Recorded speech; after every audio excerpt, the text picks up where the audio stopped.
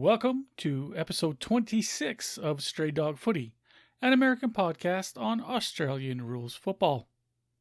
My name is Frodo, well, close enough anyway, and I am coming to you from the Sunshine State, as in Florida, USA, not that other one in Australia, Queensland, where most of the footy has been going on for this wacky coronavirus-shaped AFL season.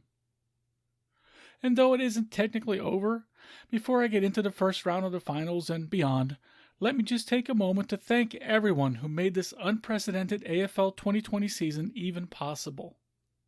The AFL officials who somehow planned it out and navigated the ever-changing COVID landscape, the various Australian state governments, the hub hosting facilities, all the club staff who did it the hard way, the players themselves and their families, and the supporters who were able to maintain their memberships despite never being allowed to see a game in person.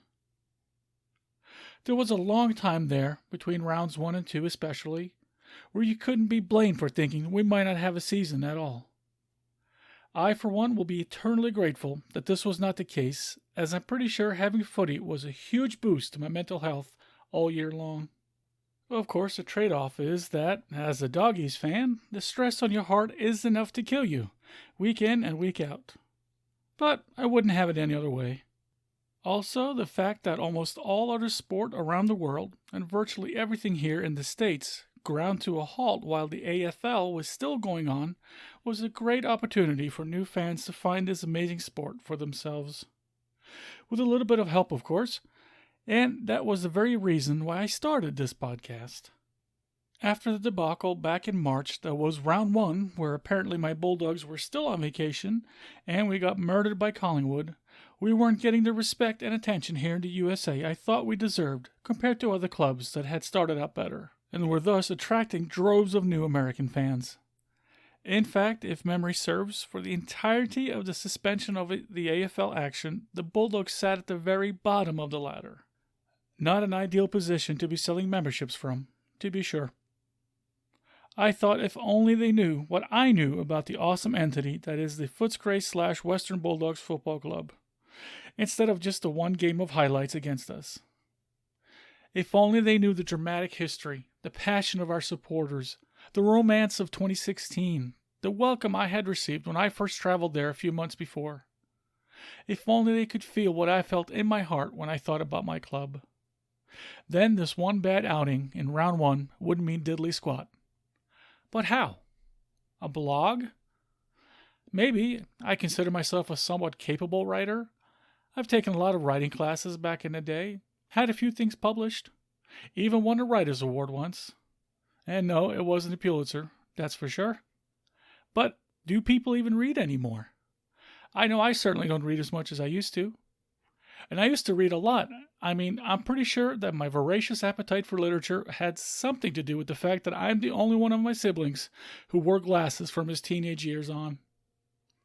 But these days there is so much entertainment competing for my time, and so much of it is electronic and dynamic that the written word is often forgotten. And if a nerd like myself isn't reading so much, how would I get the average person to understand and appreciate Aussie rules, and in particular, the red, white, and blue sons and daughters of the West? Well, I thought there is always podcasting. Not that I had a lot of experience with listening to many, but there were a couple I had recently gotten into. A Yank on the Footy hosted by Craig out of Ohio, and AFL Obsessed hosted by Roseanne out of New York were two major ones that I still never miss an episode of. And in fact, for his episode number 7 back in February, Craig of A Yank on the Footy asked me if I wanted to be interviewed for his show to tell my Bulldog story. Well, I was hesitant, to be sure. Public speaking is not something I am comfortable with. To be honest, I'd rather go to the dentist. But the more I thought about how much I had just enjoyed my trip to Australia and the welcome I had received by the Bulldogs family, the more I felt I should do the interview. And it was indeed a lot of fun, despite how nervous I was. Recounting my pilgrimage to the kennel was almost like taking the trip over again. Craig was great, friendly, and there was no ambush-type journalism. I think the two of us have since become friends, even if we've never met in person.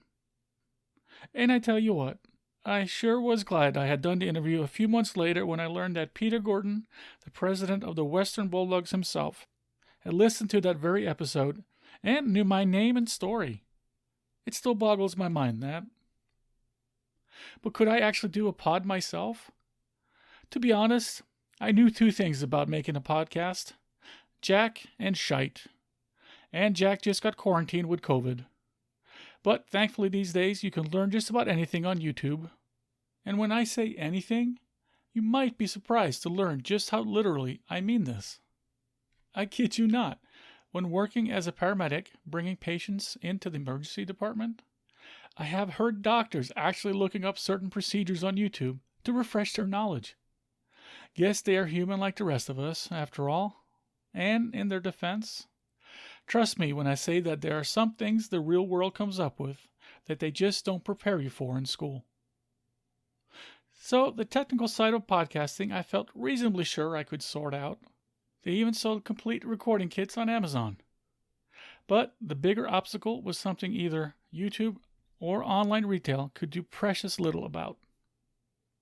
There are a lot of things I don't like about myself. My looks, my weight, my awkwardness, my impatience, my temper, my eyes, my hair, my propensity for sunburn, my utter lack of athleticism. But at the very pinnacle of things I despise about myself is the sound of my own recorded spoken voice.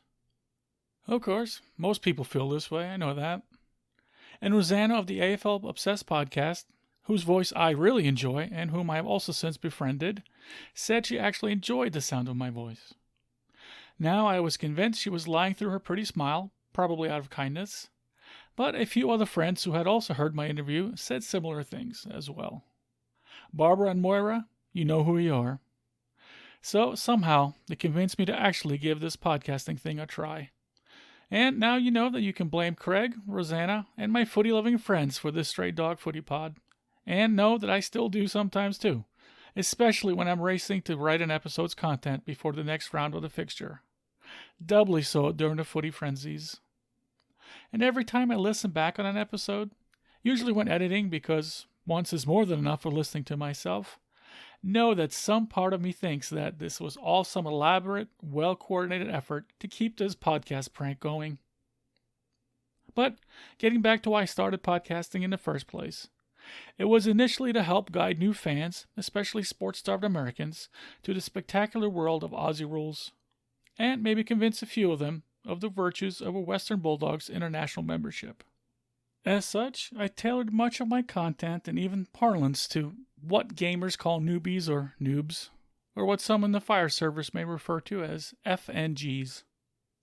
Well, with sport being back on here in the States, despite the occasional COVID disaster popping up, I feel the window of opportunity has somewhat closed on the new influx of AFL fans. But seeds have been sown in new and distant soil, and what future harvest this yields remains to be seen. I know myself, along with many other Americans, sure wouldn't mind a bit of irrigation and fertilizer in the way of AFL advertising to nurture these crops, but with COVID's impact, I'm not expecting much, if anything at all. As for myself, I will continue to toil away sharing my love of all things Bulldogs. As such, in the future expect the tone of this podcast to be a little less geared towards the uninitiated as an introduction to the sport of Aussie rules, and a little more shifted west into the red, white, and blue spectrum.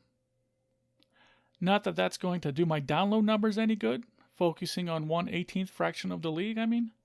But I'm here to share the passion I have for my club, my teams, my players, my fellow supporters, indeed my family that is found connected to the kennel at Whitten Oval.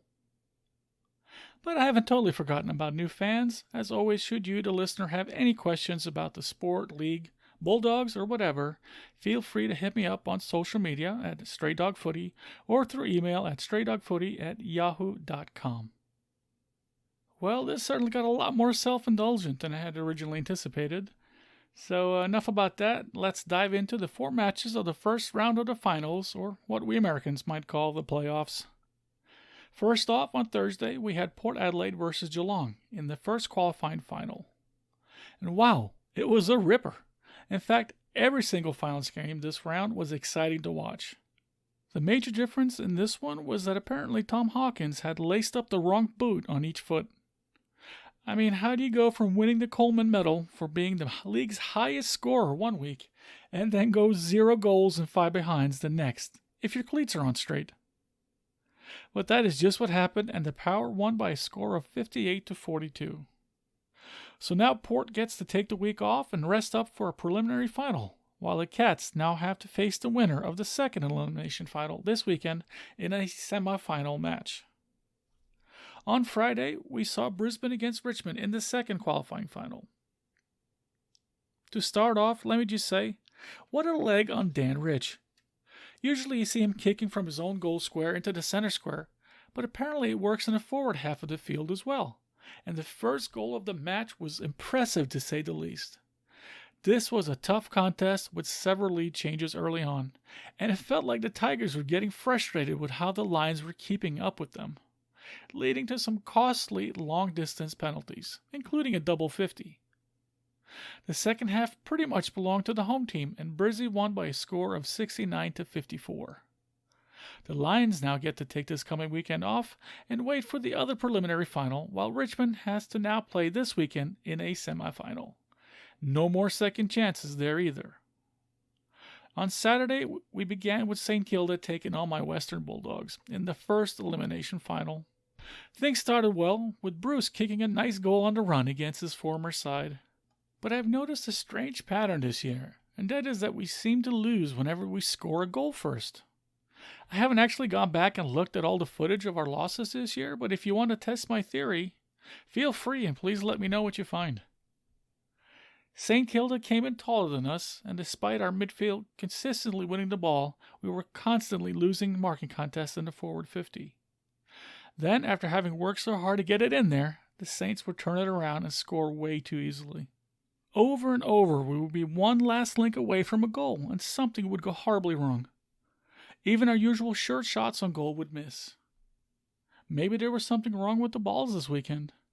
Between the set shot kicking of Tomahawk and our guys, perhaps we should instigate a Aussie version of Deflategate investigations. I don't know. What I do know is that after 3 quarters, I was totally despondent. We were down 60-36. I really wasn't prepared for another elimination slaughter, but here it was, staring me in the face. But then something happened. For whatever reason, it took us 3 quarters to figure out that lobbing it into the hands of the Saints' talls wasn't working, and in the fourth, we mounted a heroic comeback effort that just simply ran out of time. At the final siren, the Saints won by only 3 points, 67-63. Man, oh man, how I would have loved to have the regulation 20-minute quarters back. All in all, despite losing with that amazing last quarter do-or-die effort, the season ended on a high note for me. This one could have easily gone our way, but it just simply didn't. And while I am happy for the St. Kilda players and staff, I have to say I am a bit disappointed at how some of their fans have taken to social media, especially bagging individual players. I'm not going to go into detail as I like to keep things positive, and maybe the wound is a bit fresh and I'm just extra sensitive. But I will endeavor to keep in mind that only winning one finals match in a decade, even by a mere 3 points, despite a gifted goal by the umpires on a stupid ruck nomination, might make it hard for some to be magnanimous in victory. Moving on.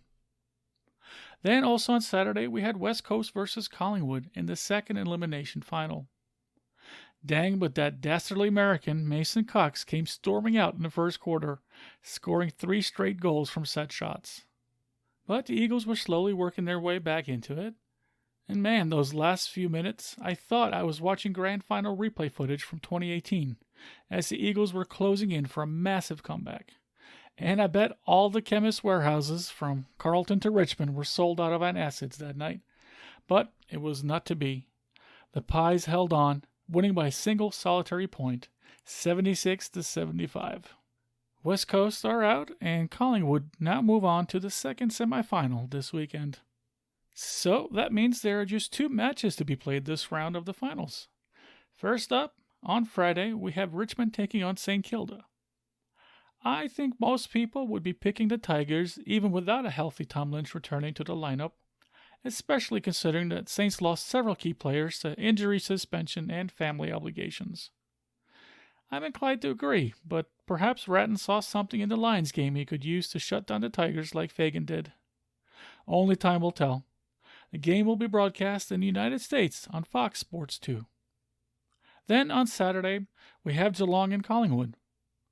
I was talking to Craig the other day, that Craig from Yank on the Footy, after his Cats lost the qualifying final, and I said that considering how they seem to almost always lose after a bye week, maybe the long road through the semifinals is actually a better route for Geelong to take.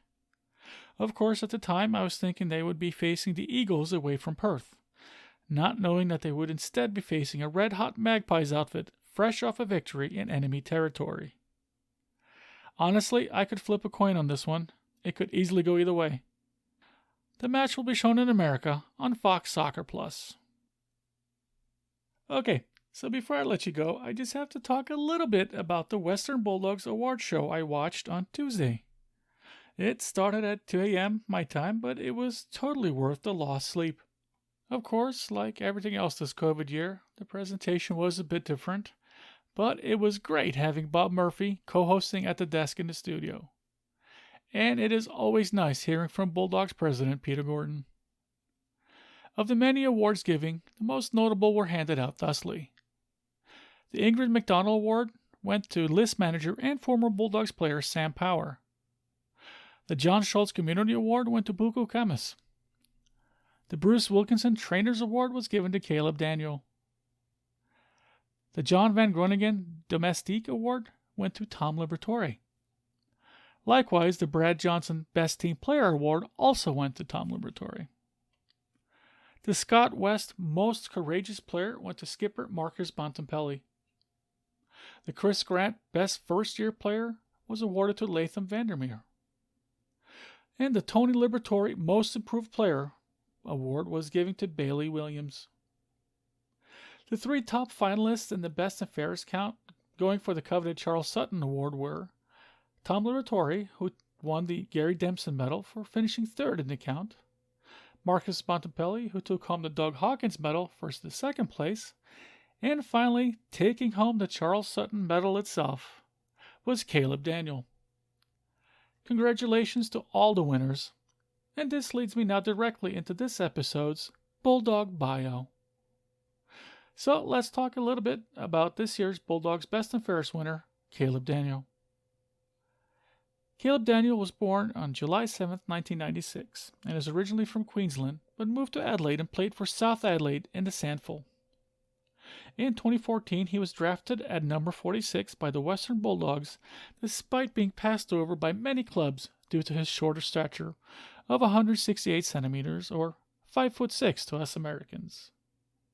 At the time of his entry into the AFL at round 14 in 2015, he was the shortest player in the league, despite supposedly being the tallest member of his own family. Ever since his junior playing days, when his mother had insisted on it, Daniel has worn a protective, soft, scrum cap type helmet. When you consider the lanky arms and elbows flying around by the average 2-meter tall player, you can see Mom's point. And apparently, it is the same one he has used his entire career. This makes him immediately recognizable on the field, but aside from die-hard Bulldogs fans, it might make him a bit more difficult to pick out of a crowd on the street when he's not wearing it. On a somewhat humorous side note, I remember a few years ago when the helmet was damaged in a game, and there were even some frantic calls among the fans to raise funds to have it repaired or replaced. Luckily, it was an easy enough fix, and both player and gear were back out on the field the next match. Wearing number 35, the red, white, and blue, Caleb has consistently been considered one of the most accurate kicks and best decision makers with the ball in the league. He was instrumental in the Bulldogs' 2016 Premiership run and kicked several amazing goals on the road to ultimate flag glory. Lately, he has been utilized more as a defenseman, and he has taken to his new position with hard work and dedication, and the results speak for themselves. So far, he has played 109 games for the Doggies, with 2,317 disposals, more than half of which being kicks, as well as 381 marks. Not bad when you consider the Bulldogs' premium on handballs and that he's always paired with a taller opposing player.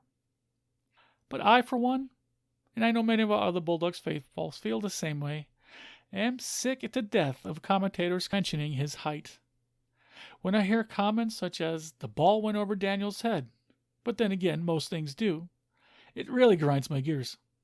Maybe now that he has taken home a club best and fairest as well as an All-Australian award, perhaps he will be given the credit and respect he so justly deserves. Because there is absolutely nothing small about his play or presence on the field. Congratulations again, Caleb Daniel, on your amazing season, and I know you have many, many more left in the tank. So, right after the Western Bulldogs Award show, on the same night, now at 4 a.m., I went straight into watching the AFLW draft. Now, as excited I am about our Western Bulldogs AFL side and our Footscray Bulldogs VFL squad, our Lady Bulldogs hold a very special place in my heart. And now, 3 new young ladies have joined the AFLW team. Due to some deals and trades made in the past, all of the Bulldogs' 3 picks came in the first round. At pick number 2, we selected midfielder Jess Fitzpatrick, or Fitzy, from the Northern Knights.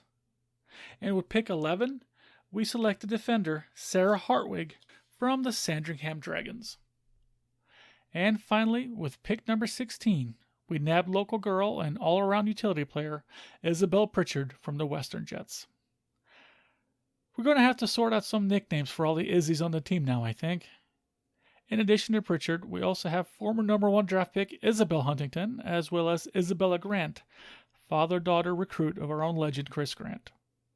It's not unlike the Bailey situation we have going on in the AFL team. In any case, a huge welcome to the Kennel ladies. I, for one, cannot wait to see you and the rest of our awesome squad take the field in the red, white, and blue. And it isn't even that far away. A few of our Lady Bulldogs are already in training, having been given special waivers from the Victorian government. And I believe the first preseason game is scheduled for next month. Always something exciting going on at the Kennel. I'm already all amped up. Damn, but how I love being a Bulldog.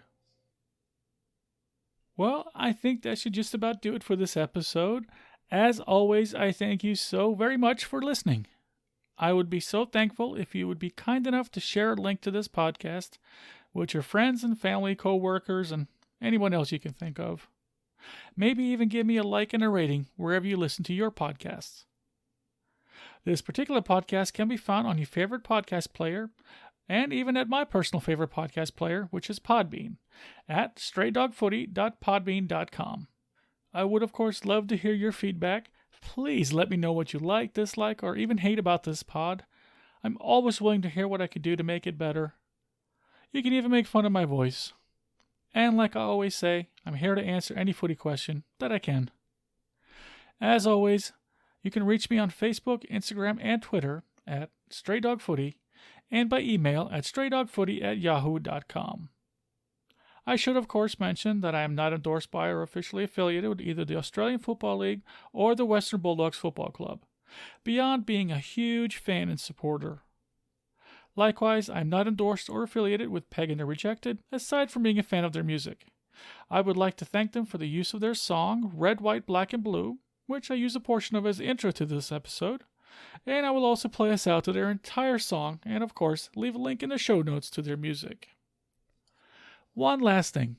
Before I go, let me just thank my friend Moira Marshall for moderating the Western Bulldogs International Fans Facebook group that I set up after my return from Australia last year. Her doing most of the heavy lifting has allowed me to step back and spend more time on this podcast. I'm still not sure if that's a good thing or not, but what I am sure about is that our international fans group has never been better. So good on you, Moira. Okay, everyone, take care, be safe, enjoy this finals round, and keep spreading the word and the love about footy to your friends and family. And I'll see you next time on Stray Dog Footy. Cheers.